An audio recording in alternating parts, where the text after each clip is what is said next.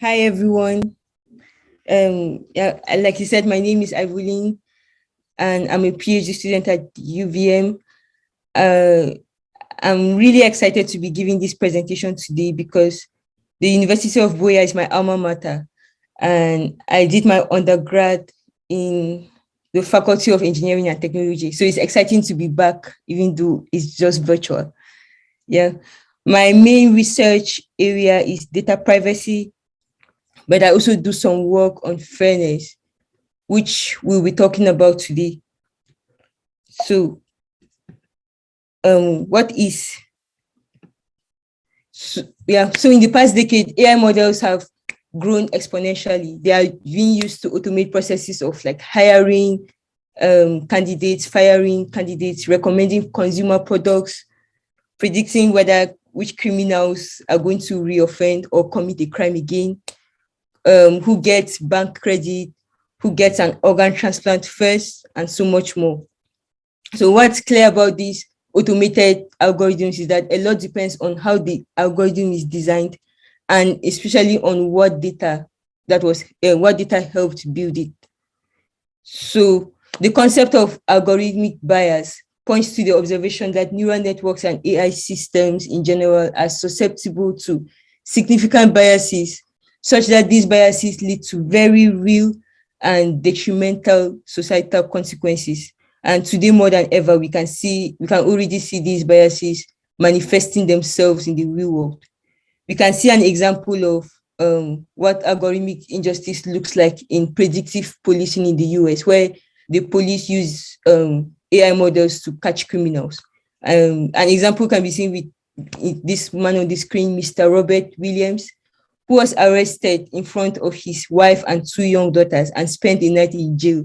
And it was later discovered that a facial recognition system had mistaken him for another criminal. Another popular example of bias in deep learning is in facial recognition systems. And this was shown in work that was done by Timnit Jebu and Joy Bulanwini, where they did in their study called Gender Sheets. They evaluated different commercial facial recognition systems, like the ones from Microsoft, IBM, Face++, and Amazon. And they found that these algorithms perform significantly worse on darker skinned females relative to other demographics. So, for example, we can see here that IBM system only did like 65% accuracy on darker skinned females. And these products were already being used in the public, like by the public. And the good thing about their research is most of these companies had to cancel these projects and recall the products that were already deployed. So one reason why studying AI bias is important.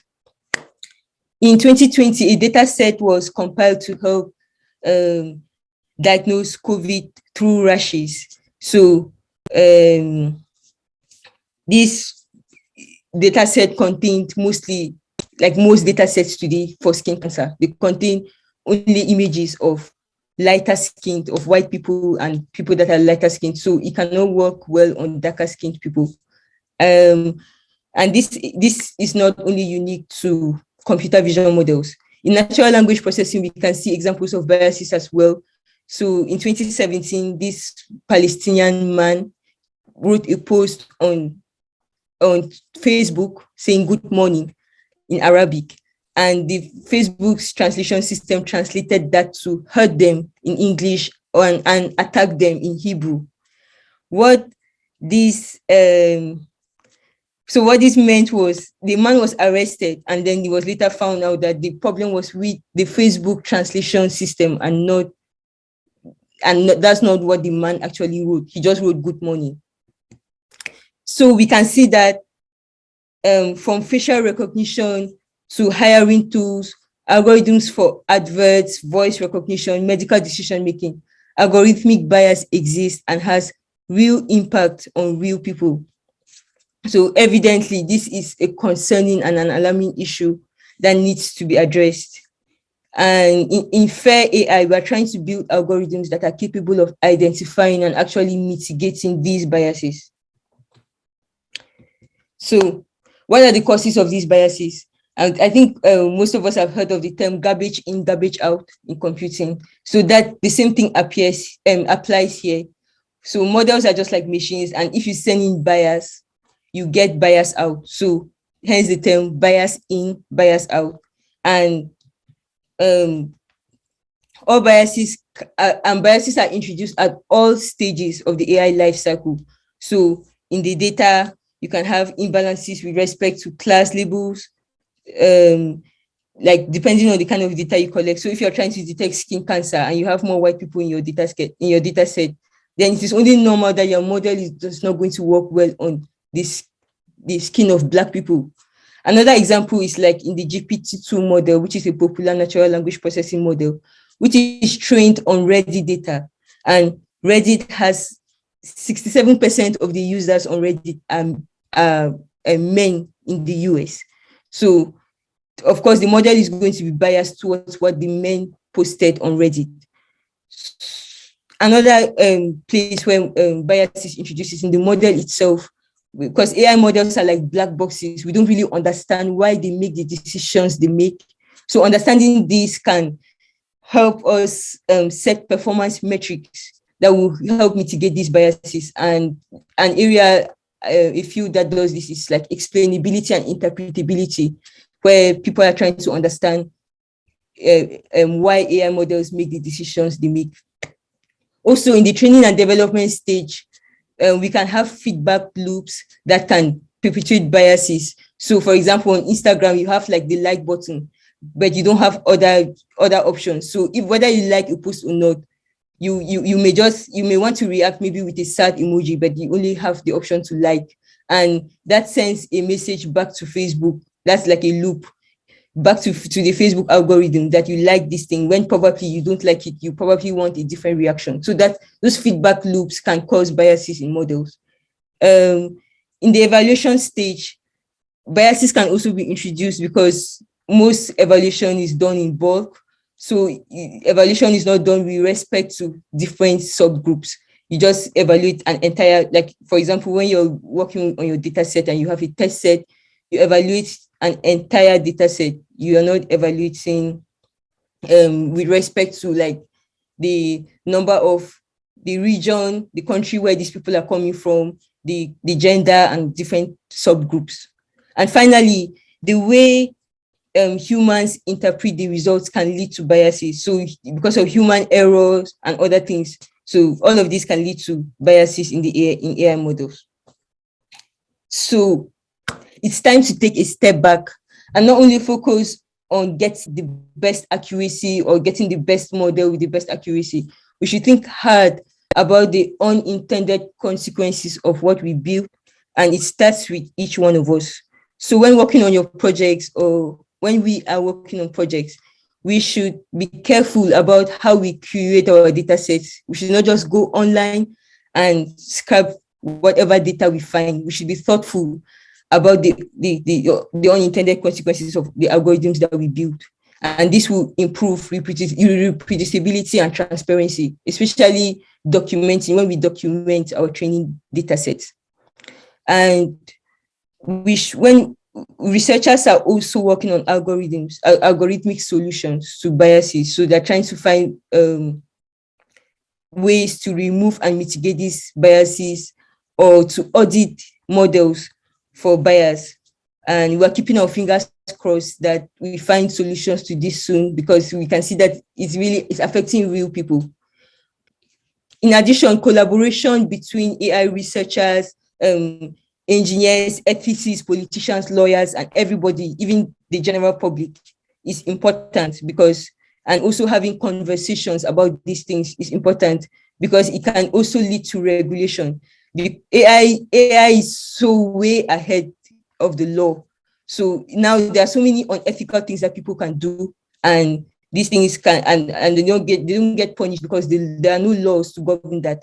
And finally, representation matters. So we in Africa and other countries, we should try to create data sets that reflect our own context, our own local context, and solve problems that affect us, like language translation and stuff like that. Like you can create a model for LAMSO, for translating LAMSO and things like that.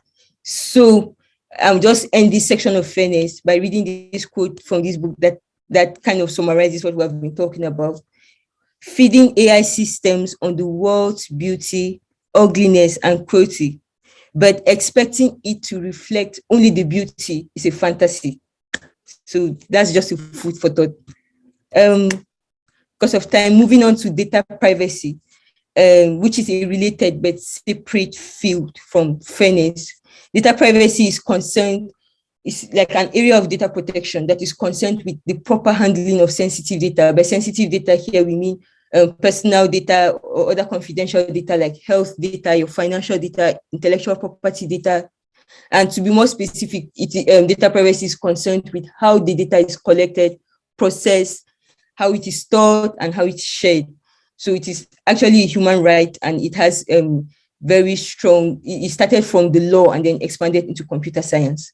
And in AI research, we are interested in how we can use data to solve problems while protecting the privacy of individuals. But why should we care? Why should we care about data privacy? For one, it can prevent our data from being used to control us. So there's this documentary on Netflix called The Social Dilemma, where former engineers and researchers in big tech companies are talking about the dangers of social media. And one of the things they point out is that these companies make money from user addiction. So they want you to stay on the app for as long as possible, which increases engagement, and more engagement means more ads, which means more money. So they can do targeted advertising, they can do location tracking based on your behavior. And I highly recommend this documentary on Netflix if you haven't watched it. I don't know if some of you have experienced this, but it has definitely happened to me and a couple of people around me, where you just have a conversation about something. You can have a conversation, for example, about sneakers. And then I go to Instagram and I'm bombarded by sneakers. So the question is, are they listening? Like, what's going on? So that's one concern that data privacy is trying to address. The other reason we should care is AI models memorize training data. So a lot of work has shown this. Researchers have been in the past couple of years, researchers have shown that have been able to attack AI models, and they have seen that it leaks information. So the example on the screen is an autocomplete machine learning model which predicts the next word or the next couple of words. So you can see here it says, "Long live the revolution. Our next meeting will be at," and then the AI model actually spits out the location. Like, it predicts the location, the docks at midnight on June 28th. So it leaks information about the location of the meeting of the revolutionaries. So the police could just round them up and arrest them. And that is a privacy violation. And researchers have also been able to extract personal information like names and addresses from like GPT-2 and other models, which is dangerous. Another example of memorization can be seen here, where the word doc is typed several times, and the model translates this by spitting out tons of information from the training set that it memorized. And in computer vision, these researchers were able to get a trained computer model that was trained on a facial recognition system, and only by entering someone's name into the model, they were able to reconstruct the person's face. So, which is also like a privacy violation. Finally, another reason we should care is because private data privacy can also prevent sensitive data from being used for tasks which the user hasn't explicitly given consent for. So, for example, in Alexa, in Amazon employees were listening to conversations from Alexa users and like making fun of them, and like it was a fun thing that it was like a time they had fun with in the company, which is a very serious privacy violation, because imagine you sitting in your bedroom and talking about personal stuff and someone is listening in Amazon. So finally, we should care about privacy because we can solve some of the world's most important problems. if we can access some data. So medical problems like cancer, depression cannot easily be solved these days because with AI, because the data is either too personal or too private to access, and data is distributed across countries, organizations, and cannot be accessed because they're either too expensive, they're too personal for legal reasons, or maybe because of competition, like Uber and Tesla cannot work together because of competition. So, but data privacy can give us the superpower of accessing data that we cannot actually see. You can be able to collaborate on data without two companies can collaborate, or two hospitals can collaborate on data without actually releasing the data to the public, and you can learn something about the data. So for me, this is one of the most magical and interesting aspects of data privacy. Well, this is just kind of a summary of what we just talked about, so I'll skip that. One thing to note before we talk about some privacy techniques is that data privacy is not data security. So security policies are trying to control who can access the data, but privacy is trying to control what you can do with the data. How is the data collected? How is the data processed? How is the data stored? How is it shared? That's what privacy is trying to answer, and security is about who can access the data. So let's look at some techniques really quickly. Differential privacy is one technique for data privacy. It provides formal guarantees that the output of a model does not reveal too much information about any individual present in the dataset. The goal of differential privacy is to learn as much as possible about the population while learning very little about any individual in the dataset. So, for example, we can learn that smoking causes cancer, but we don't know. We know that John was part of that dataset, but we don't know whether John had cancer or not. So you can be able to learn like aggregate statistics about someone in the data set. And the way it works is it works by adding noise. You can either add noise to the input or to the gradients while training your machine learning model. But the challenge with differential privacy is what is the right amount of noise to add. Because if you add too much noise, you're going to lose utility. And if you add very little noise, you're going to lose privacy. So there's this trade-off that you have to consider. And there are many ways of solving this. We'll not get into that in this talk, but let's just look at some applications of differential privacy. It has been applied by many companies. Differential privacy is used by Google for like on our web browsers, on Google Chrome, for tracking settings and running processes. They also use it for traffic analysis on Google Maps. Apple uses differential privacy in the emoji suggestions and autocorrect suggestions on your text message app. Uber also uses differential privacy, and so many other companies like the US Census as well uses differential privacy. Federated learning is another application or another technique for data privacy. And federated learning is a type of distributed machine learning approach where the model can be trained on decentralized data. So in traditional machine learning, you collect a data set in one place and then you train your model on that data set. But federated learning, the data stays on the user's device. The model is trained on the user's device, and then the trained model is uploaded to a central server. So basically, we are bringing the model to the data instead of the data to the model.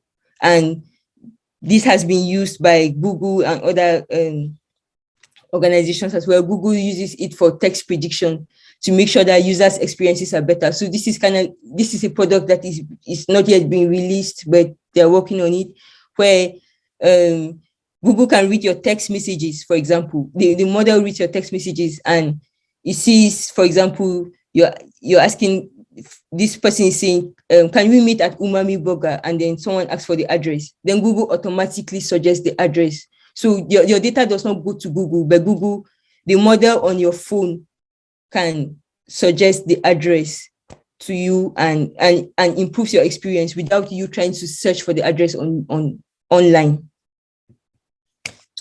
Another another privacy technique is secure multi-party computation, or MPC.